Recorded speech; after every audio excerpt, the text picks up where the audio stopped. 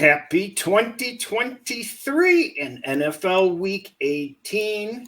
I'm here with Ron and I'm Chris, and we're going to talk NFL Week 18. How you doing today, Ron? I slept in today. Got a lot of hours of sleep. No games early in the morning. It was fun. It was nice to finally sleep in. It's a completely foreign concept. It's wasted on me. Sorry about that.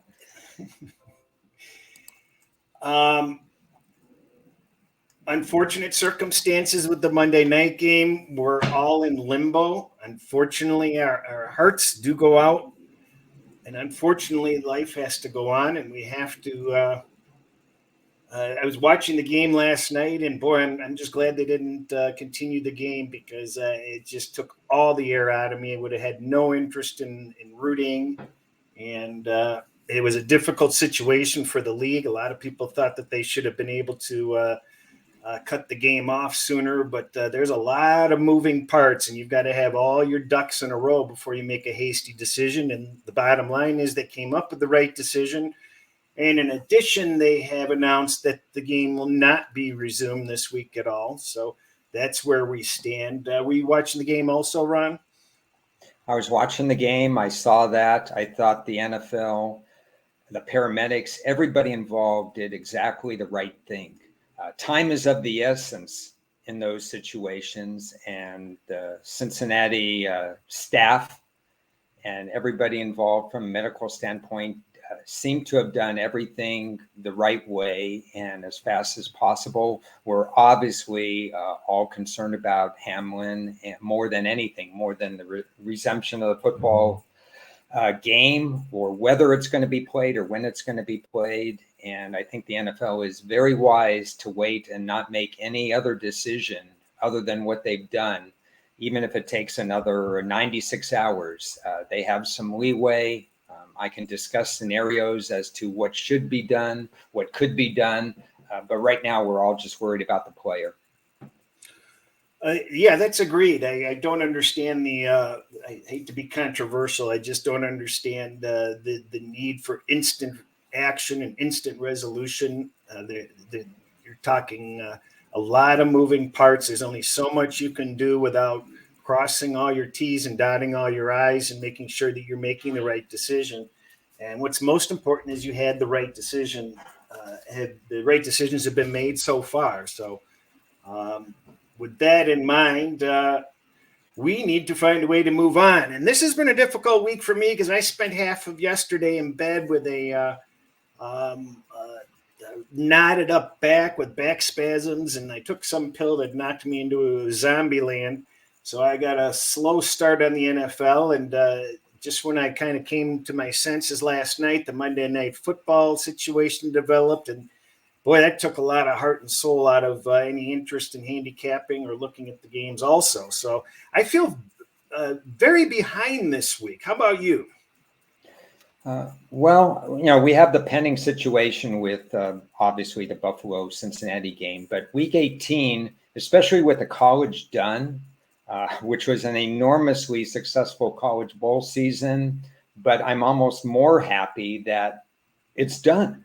We got one more game. I don't have to worry about it right now. Where it stands, I don't have to even play it. So it's nice to schedule some time to just do the NFL. Every year at this time, I write a very extensive Week 18 article, which I will post later in the week, hopefully by tomorrow night or Thursday at the latest.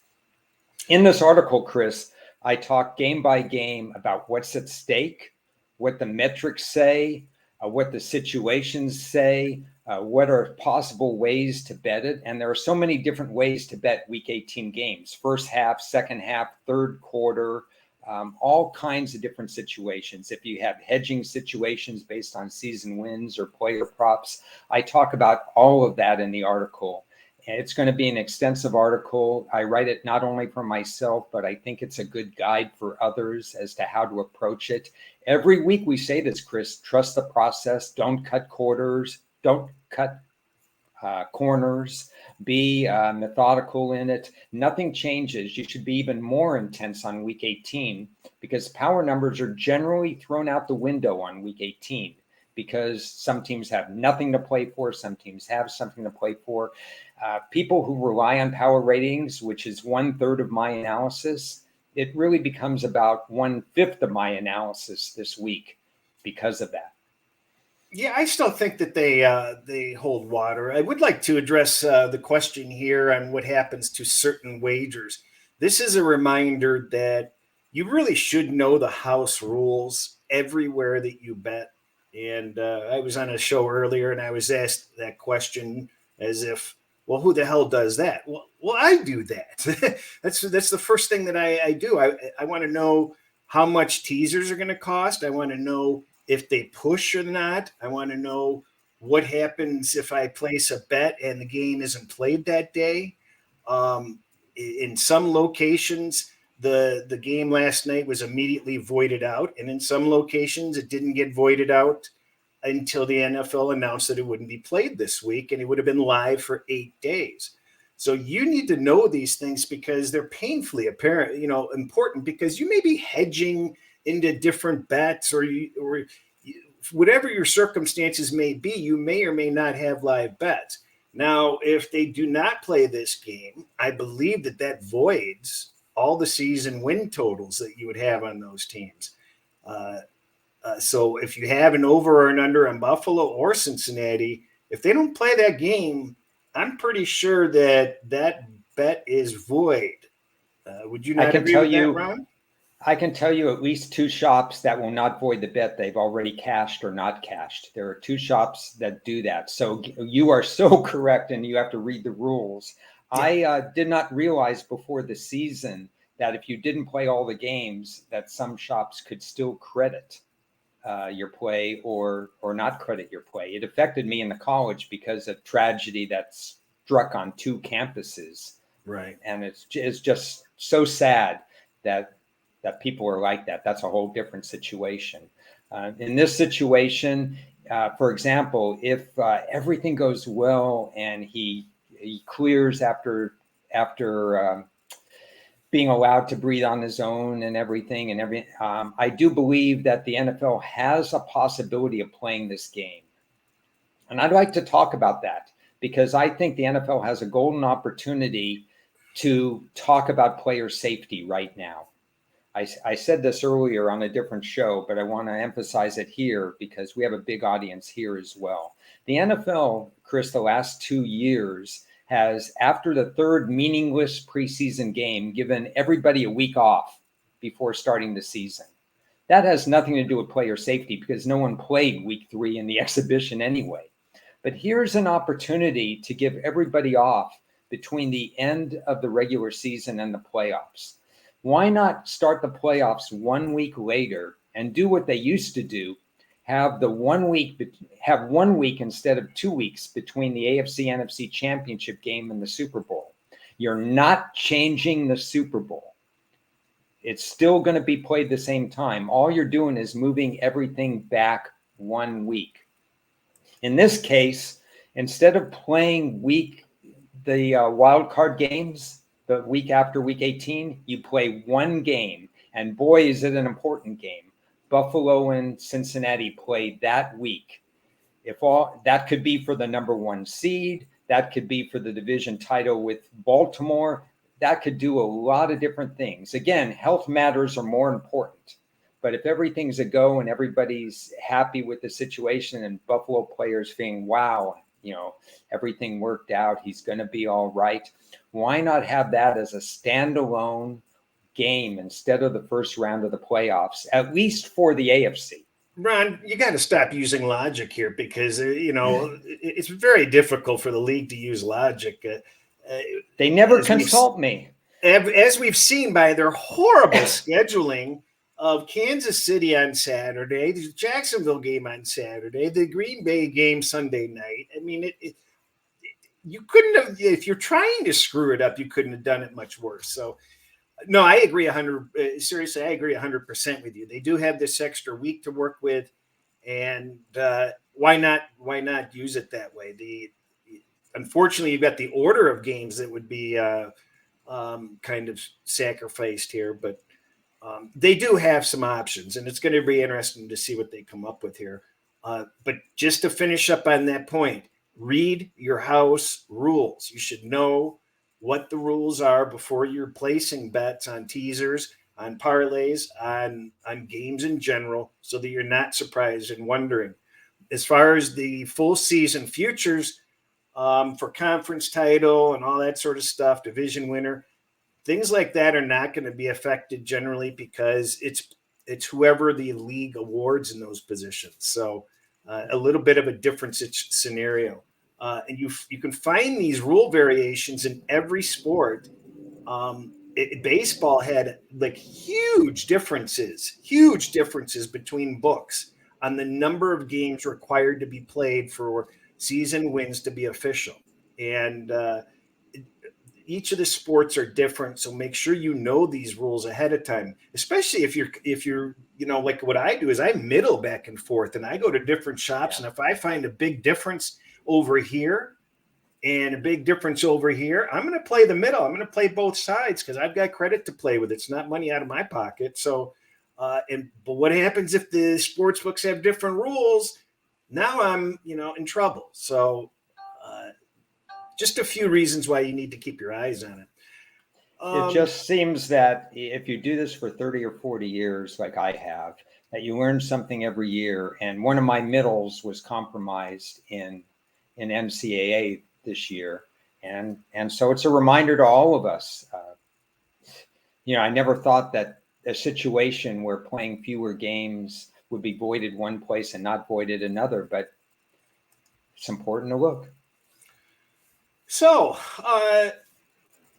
we have a lack of preparation this week, but that actually might be more interesting than a normal week because I think unless you have a better idea, you want to go through each of the games and just see what we see right off the bat that we should be aware of. Yeah, I want to do that. I see Russell has a statement up there. I want to give a shout out to Russell. He sent me a link on player incentives, and I will put that in my week.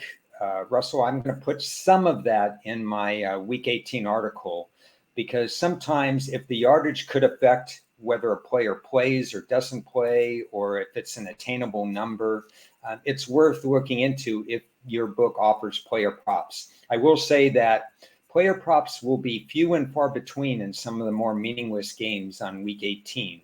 So it's not going to be available in every game. As far as hedging Lions Super Bowl futures, I don't know what to tell you there. You just bet enough to win your money back. Maybe. I don't think that they can make. They likely will not make the playoffs. Yeah, we could go every game. There are scenarios that I'm going to be writing about, so this is kind of educational as we go. The Rams at Seahawks. I'll give you. Here's a little tidbit that seems to have made a lot of publicity this year more than other years, and that is these teams that have nothing to play for, facing teams that have everything to play for. Game one has that scenario, which is the Rams and the Seahawks at the top, which is not game order, but it's my sheet order. And the trend is that the team that had nothing to play for is covering that spread at a very high rate. I believe it's like 63% or something in that range, 64%. It's actually that high. So you've got to be really careful because these teams that are in must-win situations, you've heard it as far, I call it must-win, must-lose, because if you're in that situation, you must not have been that good anyway. I see a few differences in these games. And in this first game, Ron, Seattle, my metrics favor.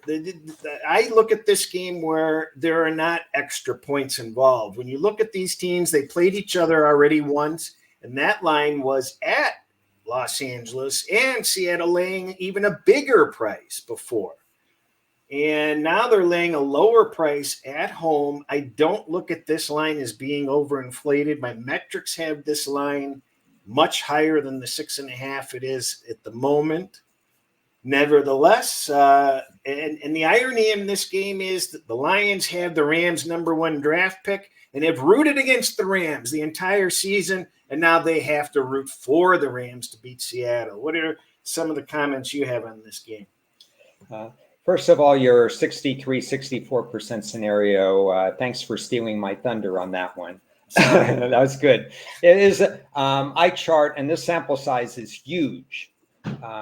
And it applies only to teams that are out of the playoffs. So if Seattle was playing a team, let's say had nothing to play for, but that was already in the playoffs, it's a whole different scenario. But you're right, in this situation, it is about 63%. It's a large sample size that favors Seattle in this particular matchup. Baker Mayfield has enough experience that he could deal with this. He's certainly trying to enhance his stock for wherever he plays next year, and we don't know where that's going to be in the quarterback carousel that goes on each and every year. So the Rams are going to be trying at least some of them, but the Rams are short on bodies. There's no question about that. I have in my preliminary work, which has been very little on this game, I don't have an opinion on this game, except for the fact that I don't think it's fair to Seattle or Detroit that the Green Bay game is not at the same time. So from Seattle's standpoint, it's kind of weird. Of course they want to win because that's the only way they get in the playoffs. But if they win, they knock out the team that they would be rooting for, Detroit, from the playoffs. So it's such a weird dynamic that I want to study it a little bit more. I'm going to answer JetBlue Amigo's question when we get to the Green Bay game, so I'm not ignoring it. There is one other scenario that the Lions can make the playoffs without Seattle winning, and that would be if Washington ties and Green Bay and Detroit tie, and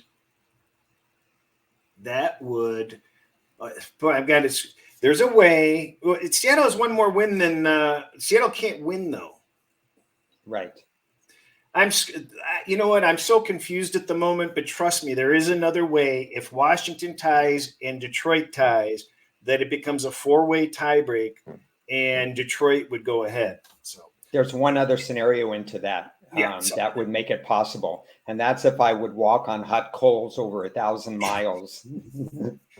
Which ain't going to happen. Next game I have in order is, nevertheless, I do like Seattle, but I'm not in a hurry to lay those points this week. So that's another one of those fascinating games where I'm going to look for parlays and teasers with different starting times to kind of give myself a little bit of an edge. It's just been working so great this season. Giants at the Eagles.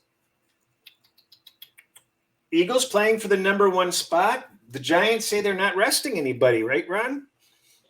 The Giants have history of doing this, obviously. In the Tom Brady year when they were undefeated, the Giants played all out when they didn't have to in the last week of the year and gave them quite a battle. I think they lost somewhere in the neighborhood of 37-35. Seesaw game that Brady barely pulled out. And then we saw them rematch in the Super Bowl, and the Giants were full of confidence, and we know what happened in that game. Personally, I think depending on the score of the game, the Giants will not play hard in the second half, resting their guys. You don't know in a Sunday environment whether or not they're going to be scheduled for a Saturday game next week, a Sunday game next week, and so on. And like you said, the NFL doesn't care. The NFL doesn't care if it screws the team out that they have 5 days and another team has 8 days and stuff like that. They just want the marquee names on prime time. So if I'm the Giants, I'm playing really hard the first half and then sitting people in the second half. So one strategy, I have another game that I will use this more importantly, but I would consider Philly in the third quarter. You can make third quarter plays before the game. So that's really interesting if you want to go that way. I would consider this a close game in the beginning. I think from Philly's standpoint, they'd like to see Jalen Hurts play. And the reason they'd like to see Jalen Hurts play, because if he doesn't play, he's going to be rusty when the playoffs start, whether they're the 1 seed or not the 1 seed, but especially if they're the 1 seed with another week off. if all goes well, they'd like to see Jalen Hurts play and take him out in the second half. So we'll see what happens. I'm not looking to get involved in this game, but I like your third quarter angle. And the epiphany that came to my mind is I don't know how this line stays at 14. I just feel like it. I just don't think that there's going to be the support for the Eagles to lay 14, because I think both teams will take it easy. I mean, if the Eagles were to get up that much, they let the foot off the gas a lot earlier than they would, in my opinion. Yeah, I agree completely. As soon as the Giants sub, I think Philly would sub. So in that particular case, I think 14 is a pretty high number. Yeah, it just seems too high for me. We get into the Jets and the Dolphins next, and I'm a little disappointed that I missed the 3s and 3.5s that were out there earlier, because I would have been on the Jets. At this point, it's pretty tough to get involved in this line. The Jets are eliminated, correct? Jets are eliminated. That is correct. They will play hard because it's a divisional game, and they'd love to knock out their rival. That's one of those things that really good for the NFL, that they have divisional games at this time of year, so that a team doesn't completely pack their bags. So, and the Miami has a remote chance of getting in. Yeah, they need a few things to happen, but I wouldn't say it's remote. Miami wins the tiebreaker over Pittsburgh. So they need New England to lose. Yeah, New England would be a dog in it, especially in the case if the it's a weird situation, because if the game is not played, let's say Cincinnati Buffalo is not played, then Kansas City, well, I don't know if it affects. Yeah, it does affect this game, because Buffalo doesn't have to try if the Cincinnati game is not played, because Kansas City, if they win on Saturday, clinches the number 1 seed. That's why it gets crazy. Yeah, I know some people were doing correlated parlays that might backfire. You got to be careful on these situations. Sometimes they can be pretty good. So I have regret I missed the 3, but most likely we'll sit this game out unless Miami goes up, and it could be a potential teaser leg if I can get over 8.5. Titans, Jaguars is next on my list. We've got the I do want to mention Miami's they're starting their third string quarterback again, right? Yeah, and I like to suspend power numbers until a brand new quarterback has played 2 games. Impossible in this game and the next game you're going to discuss, because this is his second game, Skylar Thompson, essentially. So we're getting a quarterback with low accuracy with some run ability. And how you handicap that and how you power rating that is a guess. And I say it's a guess, and this is coming from someone who's done power ratings for more years than everybody just about that's going to be listening or watching this show. So I know how to do power ratings, and it's still going to be a guess. Titans and Jaguars. We see a lot of repeated situations here. First off, we have a Titans quarterback that started with the Lions. He comes from the Lions tree again. That's the third Lions tree quarterback that's starting a game elsewhere this season. So they're a real quarterback factory there. But what's his name again? I forgot. I even forgot his name. Very good. David Blau. Oh, no. This is a different guy for Tennessee. Oh, for Tennessee, Joshua Dobbs. Yeah, Dobbs. So they got a chance to rest a lot of their players last week. They've lost like 700 games in a row. And they're backing into the playoffs. They're facing the Jags, which have won like 500 games in a row. And they have the best quarterback on the planet all of a sudden, Trevor Lawrence. And things are just coming up roses for the Jaguars. And this is not quite the other situation. where you have a blown up line. It feels like the Titans are out of the playoffs, but if they win the game, they win the division and they're in. So my metrics say this line is still short, though, somehow. You have any thoughts on this game? I have 1 or 37 thoughts on this game, depending on how you want to go with it. First of all, I'm a little surprised the line is under 7. Not because it should be there, but because this is, and I understand there are no trap lines or whatever, but there are a lot of people that want you to believe that Jacksonville is not the right side, that they are welcoming Jacksonville money at 6.5. And I believe that books will, until sharp players play, I believe the money is going to be public money on Jacksonville. And I could be wrong because I don't study that as much, betting percentages, because I think they're all flawed anyway. But that's a story for another day. Just talking about this particular game, there are so many situations that actually favor Tennessee that I would take the 7 points if offered 7 points. Will they win? They don't have to win. They just have to cover. And these divisional games tend to be close. Jacksonville would be thrilled to win by 1 point. That's all they care about, win and in, or tie for that matter. Remember this, if this game ends in a tie, Jacksonville is your division winner. We saw that play out with the Chargers and the Raiders last year in game number 272.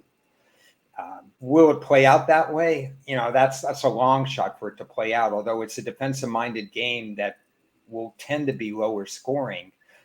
But I think that this has a potential to be a 17-13 type game. And the metrics somewhat agree, and the situations definitely agree. Yeah, I'm not in a hurry to lay the 6.5, and if I wanted to, I could lay a 6 right now, and I see a lot of weak 6.5s, and I'm not in a hurry to do that. I'd rather, because I can space that game out, it's a day early. Why am I going to lay 6.5 when I can make it the front leg of a teaser or a parlay for free?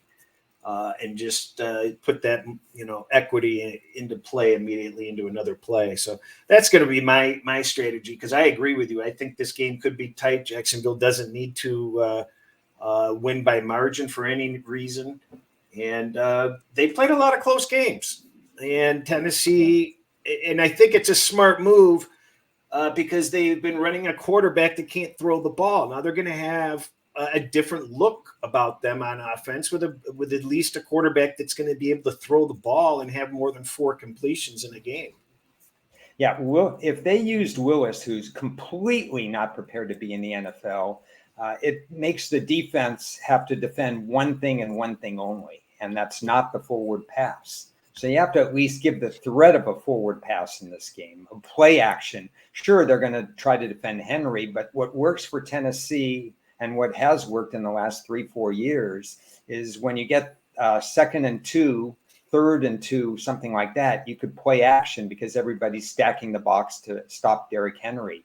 Well, Willis can't do that play action because he can't throw the ball with accuracy at this point in his career. So you have to have more of a traditional quarterback to at least give that threat. Cleveland and Pittsburgh. Is this the game where Pittsburgh kind of finally runs out of gas? I don't know that anybody's heard this before, but Randy Tomlin has never had a sub 500 season. Have you heard that? I'll give you a better stat and a more appropriate stat for Pittsburgh. With TJ Watt in the lineup as a starter this year, Pittsburgh is 7-2. So keep that in mind. Pittsburgh would be a playoff team, no doubt, with Tomlin's coaching and everything else that's going on, a new quarterback and so on, if TJ Watt had played all 16 games so far. Well, isn't it amazing how I think we talked about it last week, how silly the Cleveland line looked against Washington, because Washington had everything to play for. And the fact that line was sitting under 3 told you something you should not ignore. And now Absolutely. we're looking at the exact identical situation, Ron. Well, why in the world is Pittsburgh very, very weak 3 or a 2.5 against a team that has nothing to play for again? I think this is a different situation. In this situation, my power numbers completely support a 2.5 or a 3. It's right on there. The Cleveland situation didn't make as much sense at all. And it took an extra conversation with you to say, yeah, I have to play Cleveland, which I did about 20 minutes before the game. but and I put them in parlays because I wasn't getting as many odds, the odds that I could have gotten at that particular time. But that's a different story. The situation here is I agree with the line. Pittsburgh, if you look at Pittsburgh's game 18, whether they're in the playoffs, not in the playoffs, needing the win, or so on and so forth, every year, game 18, game 17, and so on, Pittsburgh plays hard the last week of the year. I haven't written up the game. I have a lot of work to do on it. I don't know if I'll be involved, but I think Pittsburgh finds a way to win. Even though Cleveland beat Washington, it wasn't exactly the Deshaun Watson show that here he is. He's an elite quarterback, and right now he's not right now. He's getting better, but who knows? Well, I decided to share my trailing 5 weeks here, and as you'll notice, Cleveland is number 7 the last 5 weeks, and Pittsburgh is number 5. So both of these teams have been playing very well, and actually, by my full season metrics, they kind of favor Cleveland here. And I was kind of hoping that people would pound Pittsburgh a little hard and take that line up a little bit, so I could bet. I think it will. I think you'll see a solid 3 by game time. I think you'll see 3 minus 120 or more, because it's not inconceivable that Pittsburgh could make the playoffs. All of a sudden, there's only a couple of things that have to happen. Let me get this right. They have to win. The Dolphins have to lose to the Jets, which is possible. And the Patriots have to lose against the Bills, which is obviously possible because it's at Buffalo. So it's not out of the realm of possibility that Pittsburgh could win. Everybody knows Tomlin's record and so on and so forth. You could see this bet up. Well, they were miraculously able to get in last year, and I think they need just a little bit less than what they needed last year. Yeah, it's true. They were 1% last year at best. Texans and Colts. I mean, this is sort of one of those. The comedy here is the Texans cannot afford a win, and I think if Indianapolis wants to win, they can't win. This is the futility bowl, if I've ever seen one. Any thoughts on this at all? Can you trust the effort of either of these teams? If anybody does read my article next week, I promise there will be comedy in this particular game. I promise you I'll write something sarcastic about this game. And I can pretty much promise you that I don't have anything else to say about the game. Yeah, I can't say anything. My metrics favor Houston just by a little bit. Not even Lovie Smith is dumb enough to win this game, I don't think, is he?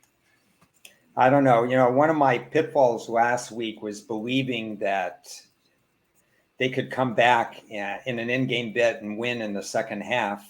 I had a good, and I bet on Houston, at plus 21.5 when they were down by 21, and they managed to lose by more than plus 21.5. So I won't call it a sound bet because I bet on Lovie Smith. I got what I deserved. That's it. Now the Kansas City line has been pounded down to 7.5. That's kind of surprising that the books are putting themselves in a position to open themselves up to teasers and cheaper parlays. The Chiefs definitely want to win this game. Am I correct, Ron? I'm pretty sure they would like the number 1 seed. Well, this is a tale of 2 scenarios. The first scenario is if everything was all okay in the NFL, is that I understand the Vegas move down to 7.5. because Vegas got a little spark last week out of their quarterback. They've generally played Kansas City tough. Kansas City does not have a shutdown defense, and it could be Mahomes' magic that puts them in a position to win the game, but I wouldn't think it would be a handily won game. Now you have that second scenario where if they never play the Buffalo game against Cincinnati, Kansas City wins, they're automatically the number 1 seed. And if that scenario takes place, I think you'll see this line climb right back up to 9+. I was mentioning this to somebody else today, but everybody's seen like how a cat brings home like a mouse or some animal they find, and it's still alive, and they play with it, and that's just Kansas City as far as I'm concerned, because they just like to play with their competition and keep these games close and keep themselves on their toes. So, that is a lot of points. I was just surprised that in this situation that it moved down that much and so easily. Hard to make a power rating number on the Raiders right now. So I can't do that. I will say that I set the line originally at 6.5. So I was surprised to see the 9.5. But I wouldn't be surprised again if it goes up, because it's a different scenario if that other game is voided. Well, I've got this line at 10, so I played around with it a little bit so far, but certainly at the pick level. Arizona at the 49ers. Did I hear Kingsbury is gone after this season? Did that leak out? I didn't hear it, but it's a foregone conclusion. Okay, that's basically what I heard. I think I saw McCaffrey's going to be limited this week. He's a little dinged up. San Francisco basically just wants to get out of this game alive, right? So they moved the Philly game, I believe, right? It's going to be at the same exact time as the San Francisco game. And if Philly is winning by margin, everybody's going to go out of the San Francisco game. If you're actually betting this game, you've got to be careful, because you don't know how it'll play out. San Francisco is going to put the pedal to the metal if by chance Philadelphia is still having problems. And we don't know that because Philly's defense hasn't been playing perfect. So maybe it is a game whether Hurts plays or doesn't play. It's a tricky game to get involved in. Let's just We've got that 14 points again, which is too many points again. I can't. Yeah. I can't see it getting any support other than dog support at this point. Not much else to say about that game. Now the Chargers Broncos is a little bit more interesting.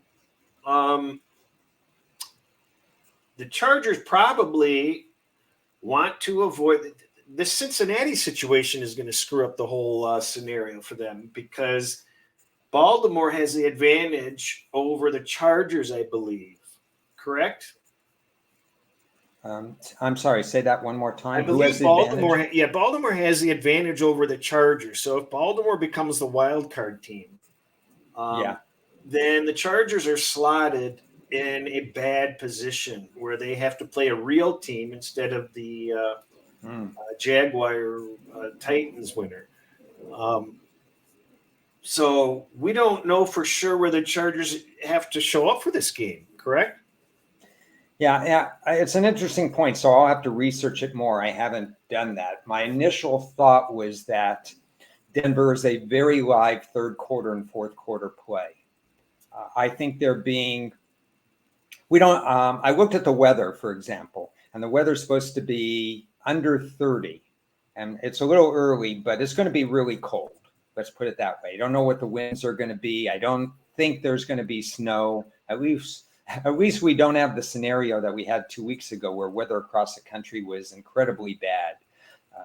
But I see Russell Wilson trying to do everything in his power, if he could, to go out with a win at the end of the season, because it's been a dismal season and he's always tries to look on the bright side of things. And if they lose this game, there's going to be nothing bright about what Denver's accomplished. I'm disappointed in your scenario, Chris, that they could be in play for the 5 or 6 seed. I would rather have them locked into a seed right now, because I really want to play Denver in the second half of this game.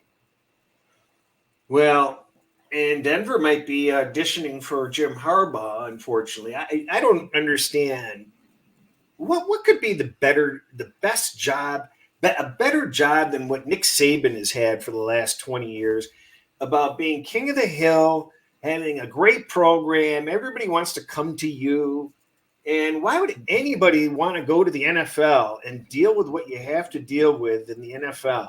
I just don't understand why Jim Harbaugh's name keeps coming up. But apparently, he's willing to go to Denver if they don't get Peyton to go to Denver.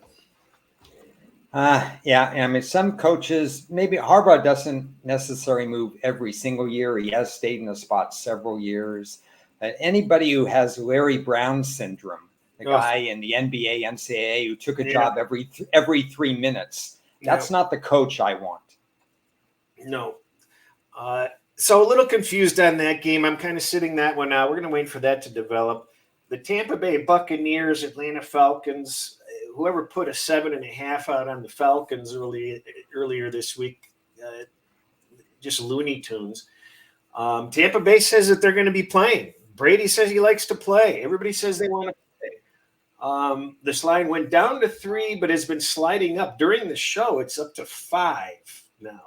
The 4s are just about gone. DraftKings has the last 4.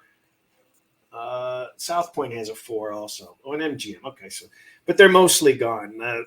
Any interest in this game on your end?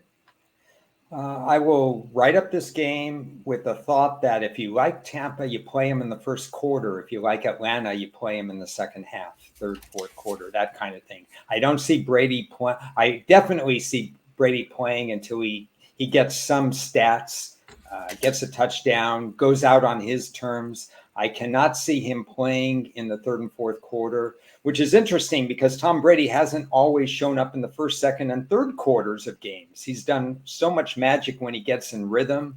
He spends 55 minutes out of the rhythm, and he spends the last 5 minutes of every game showing you that he's the greatest quarterback on the planet. So they haven't played that well, and I think Atlanta's going to win the game. Let's not forget Atlanta was bet up to almost actually I took a little +7. They did hit 7 against Arizona, and they played a quarterback that Arizona had gotten out of a Cracker Jack box earlier in the week, and they had a tough time. They got lucky to win that game, in the final play of the game, I believe. So this Atlanta doesn't look like they have any fight in them at all. They're just going through the motions at this point. So I'm certainly not going to be looking to play Atlanta here, even if none of the starters are playing any of the game for Tampa Bay. I think you and I maybe should revisit this one maybe on Tuesday with Ted and the Inside Slant Friday show because it's an interesting situation for me. This was my only other loss last week. I had Atlanta -3 early in that, before it shot up, and they didn't cover that. No. I had them in a couple money line parlays, but that was a different situation because I liked the New York Giants so well last week because I mentioned on air that I thought Indy had packed their bags last week. There was no way they were going to try against the New York Giants. So I was pairing the Giants up with a few teams. So that worked. But the Atlanta -3 against Arizona was a disappointment to me, and it showed that Atlanta is still a flawed team. So what you say really matters. When I say I think Atlanta will win the game, I think it's a combination of the fact that Tampa Bay is not going to play its starters in the second half, and Tampa itself hasn't played that well.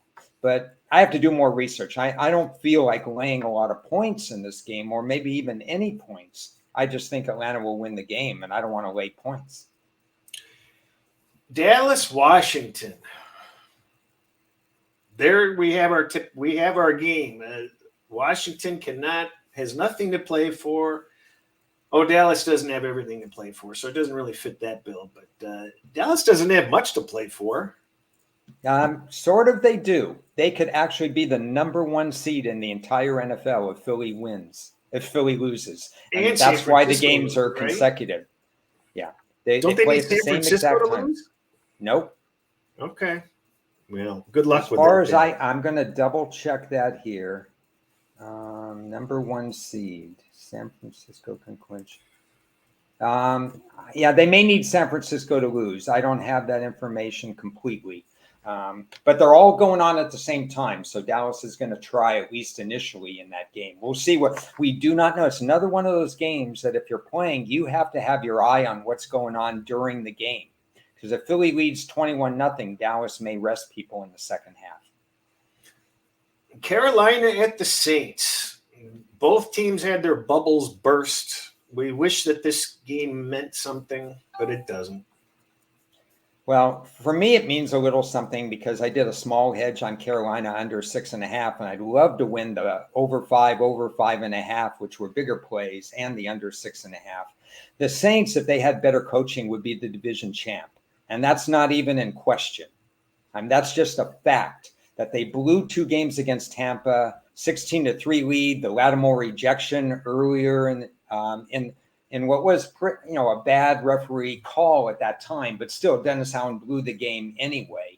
If they win even one of the games against Tampa, then this game is a win and in for New Orleans, who suddenly have won 3 or 4 in a row. The Saints are the best team in that division, and they're coached poorly.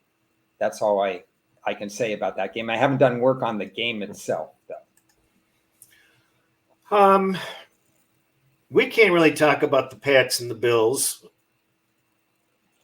And we can't really talk about the Ravens and the Bengals, can we? No, I mean, the scenarios are just crazy. You could do an either or situation. How do the Bills mentally regroup? Remember, we had that conversation. Refresh me on which team it was where we couldn't quite get inside their heads a couple of weeks ago, how they would respond. I think it was the Patriots Raiders. Remember, the Patriots had that crazy, once in 50-year play with all those laterals, and they blew a chance to go to overtime, and they lost the game to the Raiders. And then the next week they were completely flat, and they were down 18-0 or whatever they were down 22-0. So we can't get in Buffalo's heads as to what they're thinking, and we shouldn't right now because we don't know the health situation. There's no way to know that, and Cincinnati was in that building too. And this is either a big game for Baltimore or a meaningless game for Baltimore, depending on how the NFL rules. So we're in limbo on both games. Minnesota and the Bears.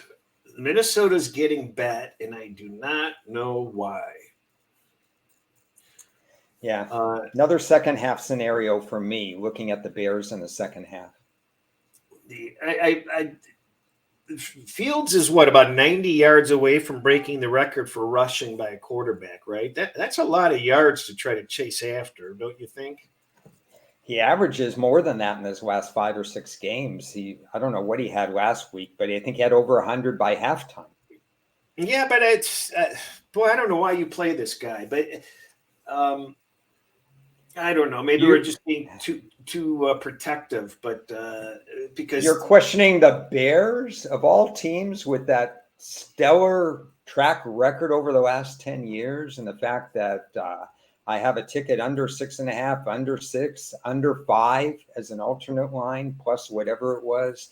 The Bears, to me, are playing like we thought that they would play. They're a completely incomplete team. They asked Fields to throw the ball 15 to 20 times a game. The same thing's going to happen in this game for no reason at all, because what they should be doing is having him throw 30 times a game to strengthen booster his confidence. No, that's true. I mean, I just can't see. I agree with Birdie there. They're not going to try to win the game, but I just I wouldn't want to have Minnesota. No, I think that's all the games, right? Except the Lions and the Packers. Yeah, we should be talking about that game. This is a terrible scheduling situation again, because if Seattle wins, the Lions are out, and it changes the game plan. It doesn't mean the Lions won't try, but answer this, Chris. If the Lions win, if Seattle wins and the Lions are eliminated, over under 3.5 trick plays by the Detroit Lions, because I think they're going to have 5 or 6. I don't think it really matters. And to answer the question we had at the start of the show, this is a game where if you like the Lions, you certainly don't bet it before Sunday. Because the way I see it is you're going to get maximum effort from the Lions. It doesn't matter if they've got a playoffs. In fact, if they can't make the playoffs, I think you're probably going to get a better performance out of the Lions than if they can win and they're in. If that makes any sense, there's going to be less pressure on them if it's a win and in. If they have no chance at the playoffs and they're just playing spoiler, watch out, because as you referenced, the trick plays are going to come out, the maximum effort's going to come out. And as far as betting this game, what do you have to lose? If they get knocked out, that line's going to shoot up no lower than 6. I think it will hit 7. And, overreacting books may even, take it up to 7.5 briefly that you could grab. And what's the worst case scenario? Seattle loses and Detroit's in a win and you're in situation. What does the line do? Go down to 3.5? Yeah, I'll take the 3.5. I'll take that risk. A lot of thoughts on this particular game. First of all, when the Seattle game is being played, most books will not let you bet the Detroit Green Bay while that's going on, because they're going to wait for scenarios. Check your book, check what's going to go on there, but don't think you're going to get an automatic play in the middle of a game if something's going to happen, because that's not going to happen. They're going to pull all these games off the board, so don't get caught with your hands in the cookie jar thinking you're going to be able to bet these games during the early games. But they may start to pop them back on at some point, but they will be off the board. Any games that can have a change of factors. Yeah, that's actionable advice that Chris has given out there, and what I just talked about games going to be off the board. My scenario is relatively simple, not for the game, but for the total. Last week we disagreed. I had some metrics that said that Green Bay would go over the total, which they did. Oh, give me a break. Come on. Yeah, you're going to take credit. That game had no business going over, and you're going to sit here and chirp like a schoolgirl? Come on. I didn't see the game, so I just saw the final score. But I will say that if Detroit has nothing to play for, this would be another overplay, because Detroit doesn't care. Detroit's going to try fake punts. Detroit's going to go for it on 4th down. They're going to try onside kicks. There's going to be short fields. I would consider betting the over if Detroit is eliminated. And if Detroit is not eliminated, that's a different scenario, because then you start tensing up a little.